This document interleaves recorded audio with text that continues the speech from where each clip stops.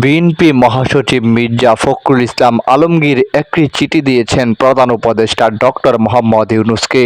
দেশে বিদ্যমান পরিস্থিতিতে দ্রুত করণীয় কিছু বিষয়ে মতামত ও পরামর্শ শীর্ষক এই চিঠিটি বুধবার পৌঁছে দেওয়া হয়েছে বলে নিশ্চিত করেছে দলের পক্ষ থেকে।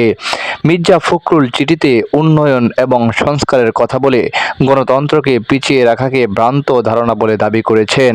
একই সঙ্গে গণতান্ত্রিক ব্যবস্থাকে শক্তিশালী ও কার্যকর করার মাধ্যমে সবার জন্য উন্নয়ন সম্ভব এবং এর জন্য রাষ্ট্র ব্যবস্থা, আইন ও নীতির সংস্কার জরুরি বলে মনে করেন তিনি বলেন, আগে উন্নয়ন পরে গণতন্ত্র এবং আগে সংস্কার পরে গণতন্ত্র উভয় তন্ত্রই ভ্রান্ত।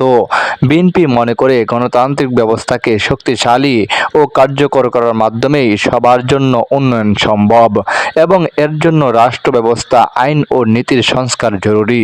দেশের রাজনীতি ও অর্থনীতির ইতিহাসে প্রায় সবগুলো যুগান্তকারী সংস্কার বিএনপির হাত ধরেই এসেছে দাবি করে চিঠিতে বলা হয়, শহীদ রাষ্ট্রপতি জিয়াউর রহমানের ১৯ দফা, দেশনেত্রী বেগম খালেদা জিয়ার ভিশন ২০৩০ এবং ভারপ্রাপ্ত চেয়ারম্যান তারেক রহমানের রাষ্ট্র কাঠামো মেরামতের ২৭ দফা ও অন্যান্য দলের মতামত নিয়ে ঘোষিত ৩১ দফা সংস্কার কর্মসূচির কথা একই সঙ্গে চিঠিতে উল্লেখ করা হয়।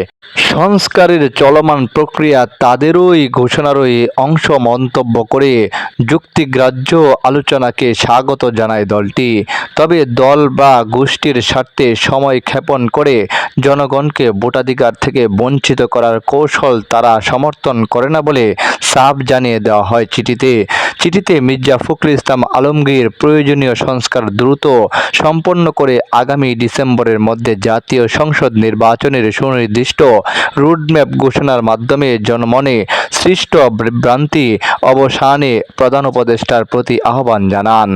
বিএনপি মহাসচিব আরও লিখেছেন, অধ্যাপক ইউনূস ও তার নেতৃত্বাধীন অন্তর্বর্তী সরকারের কাছে জনগণের দীর্ঘদিনের প্রত্যাশা হল দ্রুত ফ্যাসিবাদী দল তাদের দলীয় সরকার ও সহযোগীদের আইনের আওতায় এনে গণবিরোধী ও মানবতা বিরোধী অপরাধের বিচার, দুর্নীতি ও লুটপাটের বিচার এবং পাচারকৃত অর্থ ফেরত আনা, নিহত ও আহতদের ক্ষতিপূরণ ও সুচিকিৎসা নিশ্চিত করা, দ্রব্যমূল্য ও আইনশৃঙ্খলার উন্নতি ঘটানো এবং দ্রুত একটি অবাধ, সুষ্ঠু ও নিরপেক্ষ জাতীয় সংসদ নির্বাচনের মাধ্যমে জনগণের হাতে রাষ্ট্র ফিরিয়ে দেওয়া।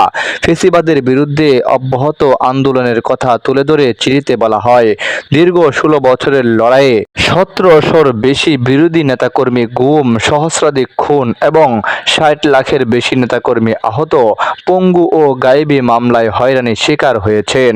এছাড়াও ২০২৪ সালের জুলাই-আগস্টের গণঅভ্যুত্থানে ২ সহস্রাধিক তরুণ, ছাত্র, শ্রমিক ও নারী শিশু জীবন উৎসর্গ করেছেন এবং আরও কয়েক হাজার আহত ও পঙ্গু হয়েছেন।